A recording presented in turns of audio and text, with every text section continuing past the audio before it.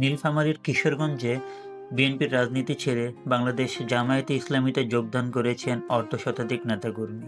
উপজেলার সদর ইউনিয়ন পরিষদ মিলনায়তনে আয়োজিত এক অনুষ্ঠানে তারা আনুষ্ঠানিকভাবে জামায়াতের আদর্শে অনুপ্রাণিত হয়ে দলটিতে যোগ দেন। কিশোরগঞ্জ সদর ইউনিয়নের ৫ নং ওয়ার্ড বিএনপির সাধারণ সম্পাদক এনামুল হকের নেতৃত্বে যুবদল ও ছাত্রদলের মোট ৫৫ জন নেতাকর্মী এই যোগদান কর্মসূচিতে অংশ নেন। নবাগতদের ফুলেল শুভেচ্ছায় বরণ করে নেন জামায়াতের স্থানীয় নেতৃবৃন্দ। যোগদানকারী কর্মীরা জানান, জামায়াতে ইসলামীর সুশৃঙ্খল পরিবেশ এবং বর্তমান সময়ের রাজনৈতিক প্রেক্ষাপট বিবেচনা করেই তারা এই সিদ্ধান্ত নিয়েছেন।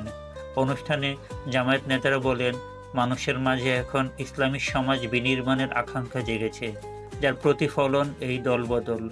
তারা নবাগতদের সাথে নিয়ে আগামী দিনের দেশ ও জাতির কল্যাণে ঐক্যবদ্ধভাবে কাজ করার অঙ্গীকার ব্যক্ত করেন।